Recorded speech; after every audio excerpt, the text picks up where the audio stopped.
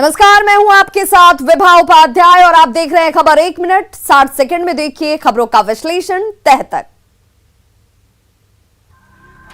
बांका में खाना बनाने के दौरान भीषण आग लग गई। शहर के मानिकचक मोहल्ले में खाना बनाने के दौरान चूल्हा से निकली चिंगारी से घर में आग लग गई और देखते ही देखते आग की लपटें तेज हो गई और पूरे घर को अपनी चपेट में ले लिया। देखते ही देखते आग ने विकराल रूप धारण कर लिया। चीख पुकार और आग की लपटें देख गांव वाले आ गए। आगलगी के बाद आसपास के ग्रामीण भी मौके पर पहुंचे, लेकिन तब तक आग और भयावह रूप लेती चली गई। आग को बुझाने के लिए लोग खुद ही कोशिश करते दिखे, लेकिन विकराल रूप धारण कर चुकी आग पर काबू पाने में ग्रामीणों के पसीने छूट गए। काफी मशक्कत के बाद आग पर काबू पाया गया। तब तक झोपड़ी में रखा गृहस्थी का सामान सहित नकदी जलकर राख हो गए। आगलगी के बाद सिर्फ तबाही के निशान रह गए। पीड़ित अशोक यादव की उम्मीदें इस आगलगी में खाक हो गई। लोन के रुपए जल गए। धान बेचकर जो रुपए मिले थे वो भी जलकर खाक हो गए। पीड़ित ने अब सरकार से मदद की गुहार लगाई है।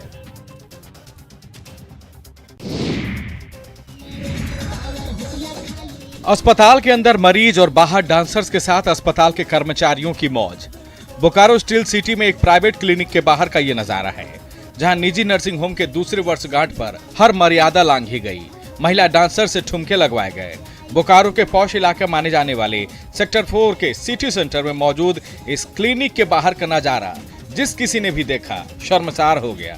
महिला डांसर भोजपुरी और बॉलीवुड गाने पर ठुमके लगाते रही और क्लिनिक के कर्मचारी हर ठुमके पर कुर्बान होते रहे।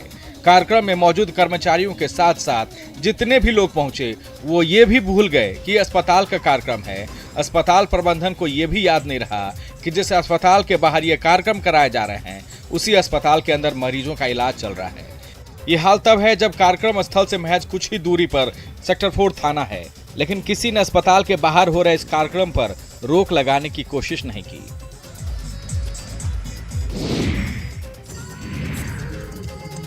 सासाराम में शादी जश्न के दौरान फायरिंग मानो आम बात हो गई हो। कानून का मानो किसी को खौफ नहीं। फायरिंग करने वाले लोग खुलेआम कानून से खिलवाड़ कर रहे हैं। जश्न के दौरान फायरिंग की एक और तस्वीर जिले से आई है। चकाचौंध लाइट्स के बीच डीजे की धुन है। 7 समंदर पार गाने पर लोग डांस कर रहे हैं। कई लोग शराब के नशे में चूर लग रहे हैं और इसी बीच डीजे की धुन पर डांस कर रहे एक शख्स ने तमंचा लहराया। एक नहीं, 2 नहीं, ताबड़तोड़ 3 राउंड पिस्टल से फायरिंग कर दी। डांस के बीच फायरिंग से उन लोगों को भी हक्के बक्के छूट गए जो शराब के नशे में चूर थे। शख्स के हाथ से पिस्टल छीन लिया गया और लगे फिर सब डीजे पर डांस करने। सासाराम में शादी समारोह में फायरिंग का वीडियो अभी वायरल हो रहा है। वीडियो 18 फरवरी का है और फायरिंग करने वाला रामपुर पंचायत के पूर्व मुखिया का पति बताया जा रहा है।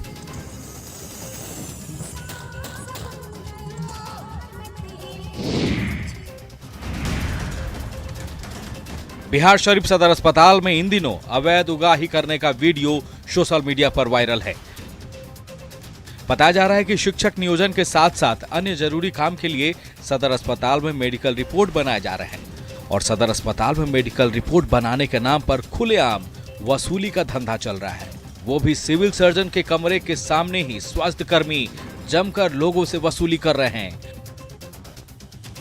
वायरल वीडियो इसकी जीती जागती तस्वीर है, जहां साफ देख सकते हैं कि कैसे लोग 100 रुपए 200 रुपए स्वास्थ्य कर्मियों को दे रहे हैं। स्वास्थ्य कर्मी भी हंसी खुशी मेडिकल रिपोर्ट बनाने के नाम पर वसूली करते ही जा रहे हैं। वसूली की खबर सिविल सर्जन को भी है, लेकिन कार्रवाई के बदले सिविल सर्जन सुनील कुमार कह रहे हैं कि देने वाले पैसे दे रहे हैं तो हम क्या करें। हालांकि इसकी पूछताछ आरोपी स्वास्थ्य कर्मी से जरूर की जाएगी।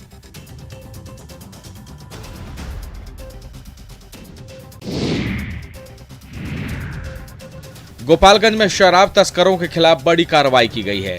जिले में शराब तस्करी के तरीकों पर बड़ा वार किया गया है। संतरे की आड़ में शराब तस्करी का खुलासा हुआ है।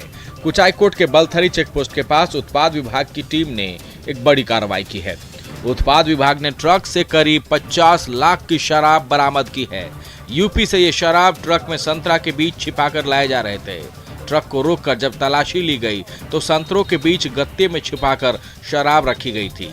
पुलिस को चकमा देने के लिए संतरे की पेटियों के नीचे शराब रखी गई थी। ट्रक से 11,640 बोतल शराब बरामद की गई है।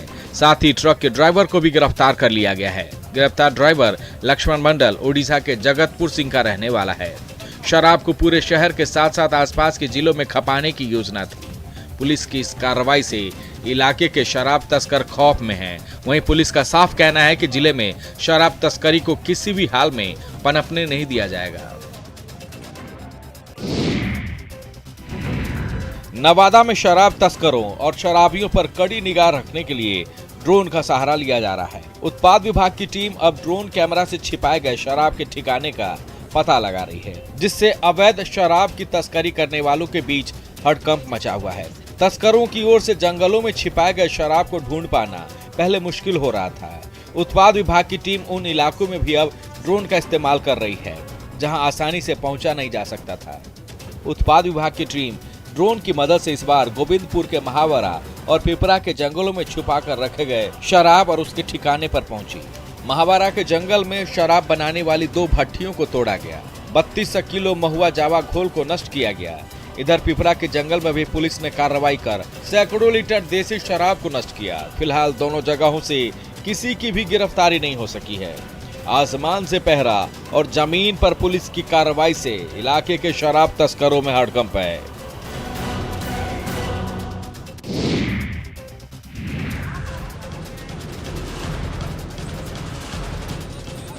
गिरिडीह के डुमरी में बैटरी चोरी के आरोप में एक युवक की जमकर पिटाई की गई।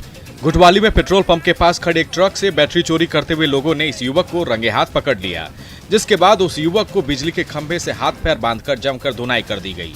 आरोपी बार बार रहम की भीख मांगता रहा। पिटाई से वो घायल भी हो गया, लेकिन भीड़ का दिल पसीज नहीं रहा था। लोग आरोपी चोर की पिटाई किए ही जा रहे थे। जब तक पिटाई से वो घायल नहीं हो गया तब तक उसकी पिटाई हुई। बाद में मौके पर पुलिस को बुलाकर आरोपी चोर को थाने भेज दिया गया।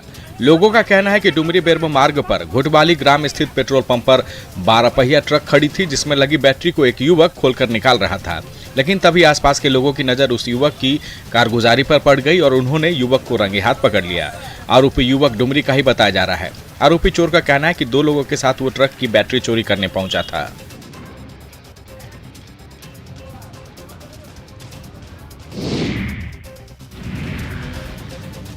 लखीसराय में बाईपास रोड के पास सरकारी बस स्टैंड को चालू करने की प्रशासनिक कवायद सुस्त पड़ गई है।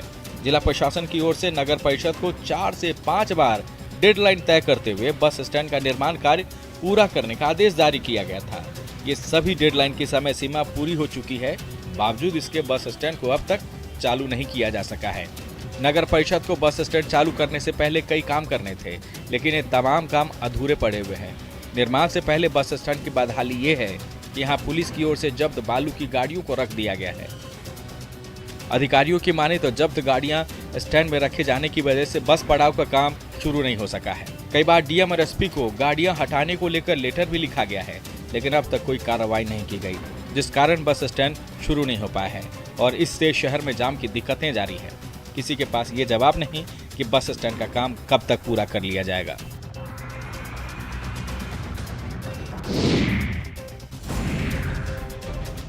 लोहरदगा जिले में मनरेगा की लापरवाही सामने आई है। हाल ये है कि मजदूरों को 3 महीने से मजदूरी नहीं मिली। दिन भर जी तोड़ मेहनत के बावजूद मेहनत ताना नहीं मिलने से मजदूरों की परेशानी अब ज्यादा बढ़ गई है। जमीनी स्तर पर अधिकारियों की सुस्त कार्यशैली से ग्रामीणों के सामने खाने के लाले पड़ गए हैं। मजदूरी नहीं मिलने से इन मनरेगा मजदूरों को परिवार चलाने में दिक्कतें हो रही है। मजदूरी मिल नहीं रहे, खाने की दिक्कतें हो गई है, तो मजदूरों ने अपने हक के लिए हलकान कर दिया। कार्यों का निरीक्षण करने जा रहे अधिकारियों पर मजदूरों ने अपना गुस्सा उतारा। जिले में मनरेगा का काम देख रहे डीडीसी का कहना है कि यह पूरे राज्य की कहानी है। पिछले साल नवंबर महीने से ही इन मजदूरों के लिए राशि का आवंटन नहीं हुआ है। अधिकारियों को पत्र लिख दिए गए हैं। उम्मीद है जल्द ही राशि आवंटित कर दी जाएगी। एक तरफ सरकार रोजगार का वादा करती है, लेकिन जमीनी स्तर पर सरकारी वादों का क्या हाल है, ये उसकी तस्वीर है।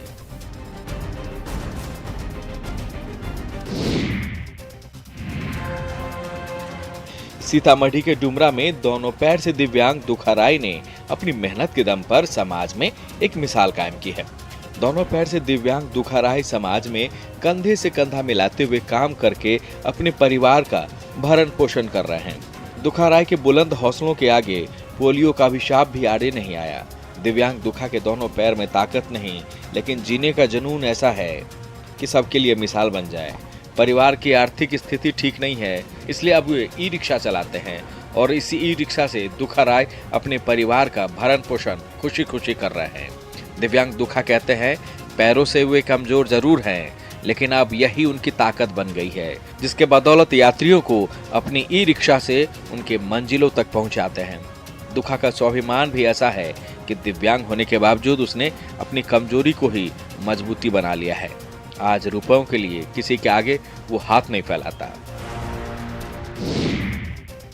मधुबनी में सिक्की कला के संग मेहनत और लगन से इन दिनों अपनी तकदीर लिख रहे हैं यहाँ के युवा कलाकार।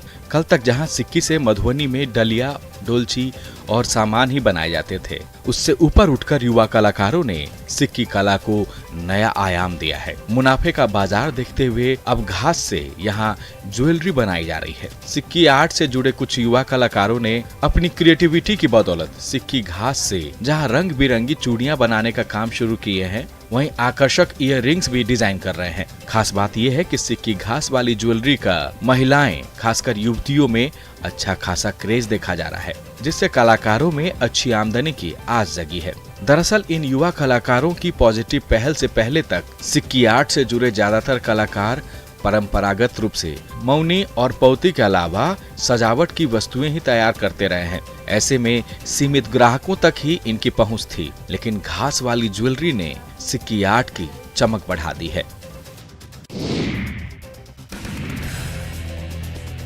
Hockey India FIH pro league के लिए 22 सदस्यीय भारतीय महिला हॉकी टीम की घोषणा कर दी गई है। झारखंड की 3 महिला खिलाड़ी को भी टीम में शामिल किया गया है।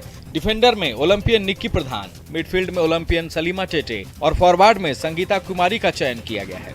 निक्की प्रधान और सलीमा टेटे कई सालों से सीनियर भारतीय महिला टीम से खेलते हुए ओलंपिक तक खेल चुकी हैं। वहीं संगीता कुमारी पहली बार सीनियर भारतीय महिला हॉकी टीम में चुनी गई हैं। बेहतर खिलाड़ी होने के बावजूद संगीता के पैर में चोट के कारण अब तक टीम में उन्हें शामिल नहीं किया गया था, लेकिन इस बार संगीता कुमारी भी सीनियर भारतीय महिला टीम से खेलती हुई नजर आएंगी।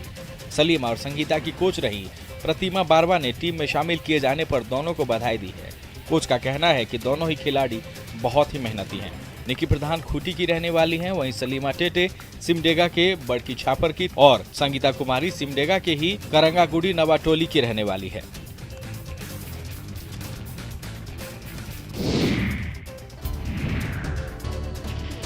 पश्चिम चंपारण का वो इलाका जो कभी गोलियों की तड़तड़ाहट से गूंज जाता था, वो इलाका अब खुद को संवारने में जुट गया है।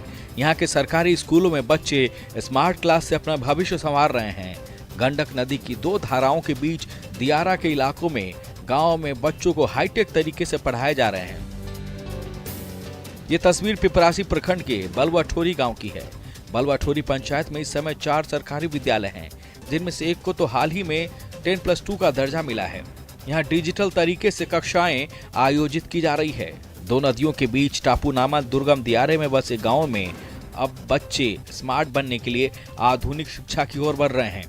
बदले हालात में यहाँ के बच्चे स्मार्ट क्लास से अपना भविष्य संवार रहे हैं। इलाके में अब विकास की किरण पहुंचने लगी है। गंडक की गोद में बसे दियारे के इस इलाके की बदली तस्वीर निश्चित तौर पर सुखद है।